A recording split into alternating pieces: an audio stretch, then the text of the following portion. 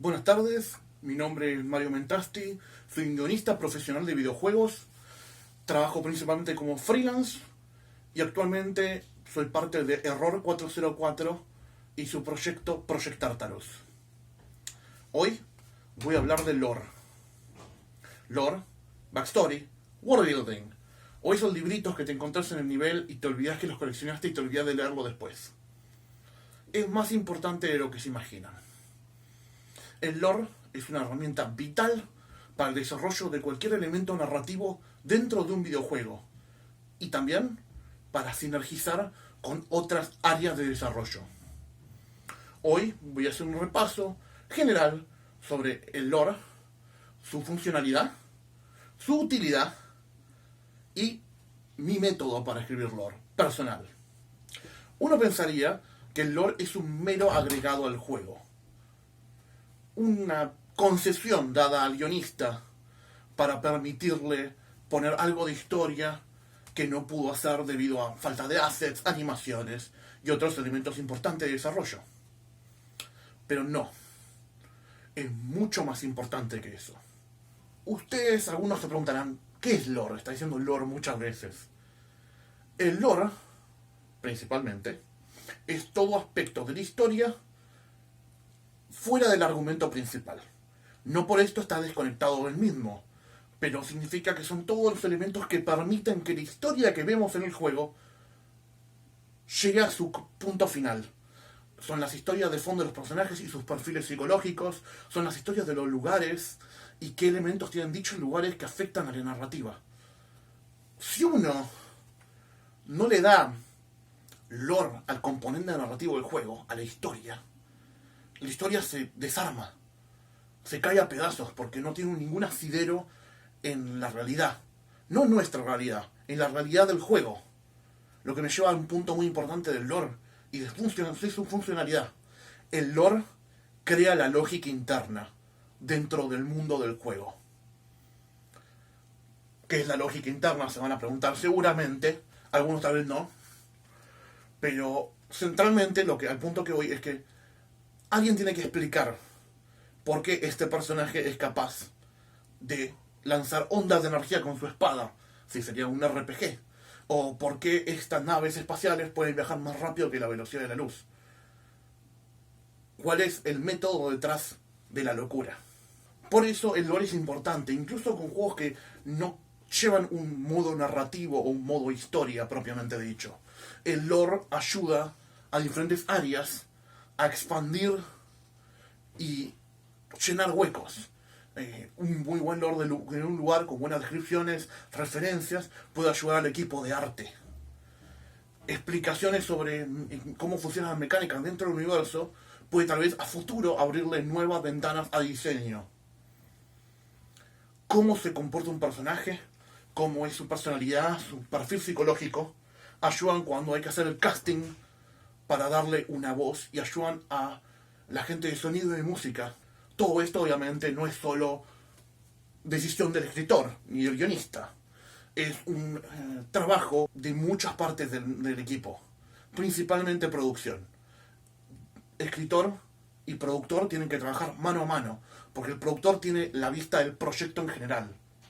Y él es el que, a fin de cuentas, el productor y el lead game designer son los que guían cómo va a progresar la historia hasta cierto punto. El guionista tiene que agarrar los elementos que le dan, los elementos que le pidan, y lograr crear una línea narrativa coherente, cohesiva y con lógica interna. Ahora voy a hablar un poco de mi proceso de lore. Mi proceso de lore arranca de una técnica que yo llamo macro a micro.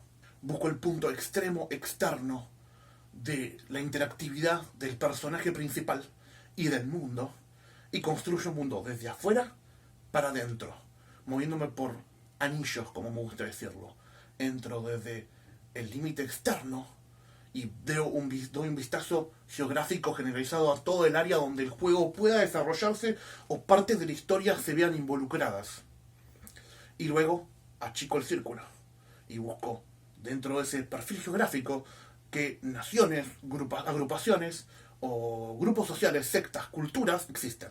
Voy a un ámbito político-social. me meto más adentro. Esa cultura en particular, o las culturas vecinas, cómo se desarrollan, cuál es su función dentro de la narrativa, cuál es su función dentro del mundo. Y achico, dentro de esa sociedad hay ciudades, dentro de esas ciudades hay barrios, dentro de esos barrios hay grupos de gente y familias. Dentro de esas familias se encuentra nuestra protagonista y nuestros personajes secundarios. Cerrando desde afuera hacia adentro, logro tener un foco centrado en el personaje principal. Y establezco un escenario para que todos los personajes puedan actuar. Eso es la técnica macro a micro que me gusta utilizar a mí. El siguiente aspecto importante es el feel del mundo. El feel, el sentimiento, el aura, la onda, por así decirlo. Es algo muy importante de definir desde el principio del desarrollo, desde la preproducción. Hay que saber exactamente a qué está apuntando el desarrollo. Cuál es el objetivo que se tiene a lograr con este juego. No necesariamente jugabilidad, no necesariamente visual, sino una combinación de todos los aspectos. ¿Cuál es el centro, el núcleo de nuestro juego? ¿Qué estilo estamos tratando de evocar? ¿Qué reacción emocional queremos que el jugador tenga al jugarlo? Porque las reacciones emocionales son extremadamente importantes. Porque un juego, independientemente si es un producto o un trabajo artístico, puede resumirse como una experiencia digital interactiva. Interactiva porque lo jugamos, digital porque es un juego electrónico, y experiencia porque estamos apuntando a evocar algo. Incluso en un juego comercial, un producto, el producto está tratando de evocar algo en vos. Si es un juego que es publicitario, quiere que compres el producto que está publicitando. Si es un juego que quiere que tengas la skin nueva, el desarrollo nuevo, microtransacciones, está tratando de apuntarte a eso. Trata de generar una reacción emocional, sí. ¿Es positiva o negativa? Discutible. Lo mismo en un juego artístico. Un juego artístico trata de buscar más evocar una emoción. Pero todos evocan una experiencia en el jugador. Cuando escribís lore, tenés que pensar en cómo hacerlo parte del mundo. En este caso, más una teoría mía o un estilo mío, es que me gusta escribir el lore dentro del mismo universo. ¿En qué me ayuda esto? En varios elementos. Número uno, es parte de uno de estos anillos que mencioné antes, de macro-micro, del aspecto cultural del mundo. Porque depende de quién escriba este lore dentro de este mundo, va a tener una opinión diferente. Y esa opinión diferente me da una perspectiva nueva de dónde poder ver el mundo y dónde poder guiar a mis personajes. Y al jugador, obviamente. Cuando uno escribe un documento de lore, tiene que siempre enfatizar una conexión personal con la persona. Si el documento de lore está pensado para que tarde o temprano aparezca dentro del juego, si se hace impersonal, se lo hace frío, seco, va a ser aburrido. Pero si se lo escribe desde el punto de vista de alguien dentro del mundo, alguien que tiene una conexión con ese mundo y tiene opiniones, no solo lo hace más interesante de leer, sino que le da herramientas al jugador para empezar a comprender el mundo. Ya que si comprende quién lo está escribiendo y de dónde provienen esas opiniones, puede generar un interés más agudo en entender el mundo. A eso me lleva a los lore masters. Siempre me gusta cuando escribo lore para juegos, escribo lore para otros proyectos. Siempre me gusta escribirlo, como dije, de un punto de vista dentro del mundo. Y esos personajes dentro del mundo trato de darles casi tanto amor y empeño como a los personajes principales y secundarios, ya que son extremadamente importantes. Su punto de vista, su conocimiento, guía al jugador y también a los personajes. Estos personajes lore master, maestros de lore, tienen un estilo particular. Cada uno habla con una propia voz, cada uno tiene sus propias opiniones, y estas opiniones y voz me ayudan a mí y ayudan al jugador. Yo comprendo más cosas del mundo desde el punto de vista de los miembros de ese mundo. Trato de ponerme en los zapatos de cada uno de estos personajes que escriben, relatan y hacen crónicas de lo que pasa en el mundo y dan su opinión acerca de lo mismo. Si tengo la opinión de ellos, tengo una opinión interna que puedo usar para florecer diferentes aspectos. Muchas veces pequeñas notas de color que pongo en estos documentos se convierten en ideas que luego se vuelven mucho más importantes, ya que estos pequeños detalles que salen naturalmente escribiendo como una persona, reaccionando a su propio mundo, generan nuevas vías narrativas. Algo muy importante de mantener un balance muy inestable es cuánta información le damos al jugador y de qué manera se la damos. Si escribimos cientos de miles de diálogos, lo único que estamos haciendo es romper el ritmo del juego. Siempre tener en cuenta el género del juego y la dinámica del gameplay para ver cuánta cantidad son los diálogos que podemos poner. Si hay mucho diálogo en un juego con mucha acción, se siente que estás paralizando la acción y cortando el momentum del jugador.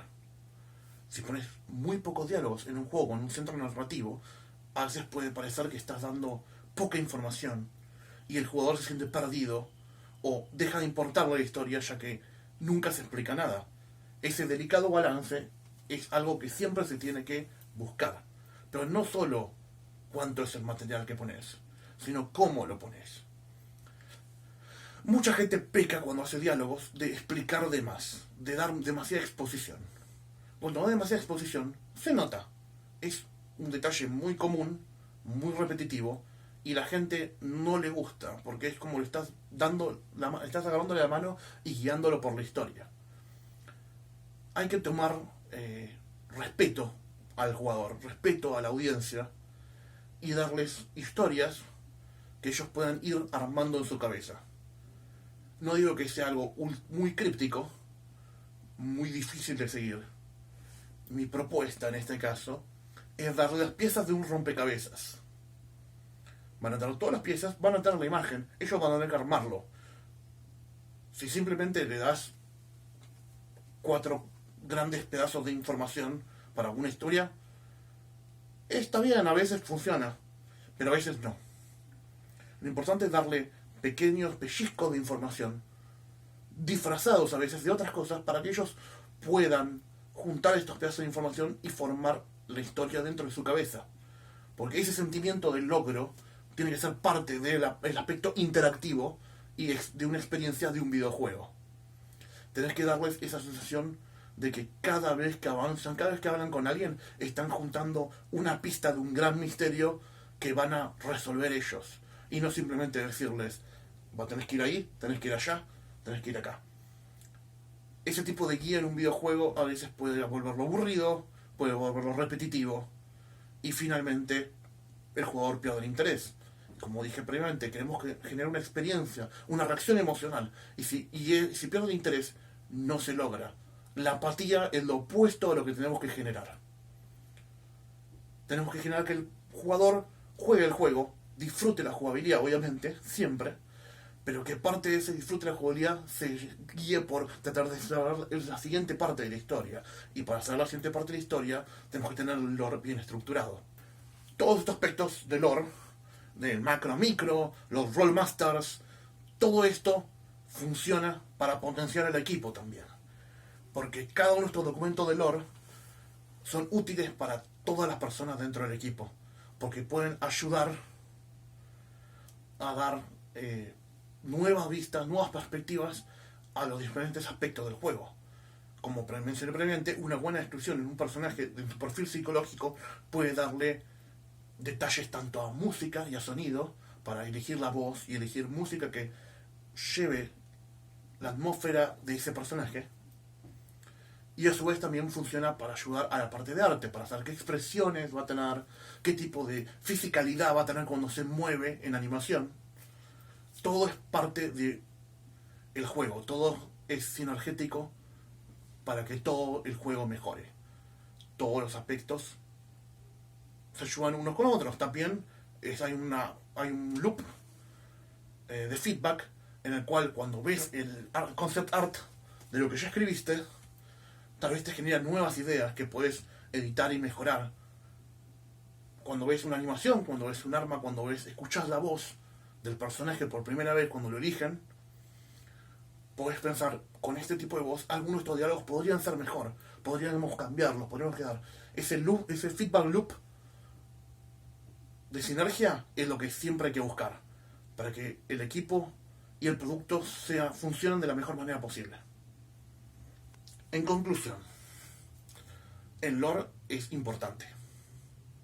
El año pasado di una charla en la EVA, que lo mencioné en una parte de la charla, fue mucho más chico, fue una mención superficial, pero es una metáfora que me gusta mucho utilizar ahora que doy clases también. Existe la analogía clásica de el iceberg, siendo la punta la única parte visible, pero siendo mucho más grande por debajo. Es una forma fácil de decir que hay cosas que muestran algo en la superficie, pero son mucho más profundas si te pones a revisar. Lo mismo pasa con el lore. Muchas veces el jugador promedio verá un 10% de lo que escribimos, 15, 20% cuando mucho.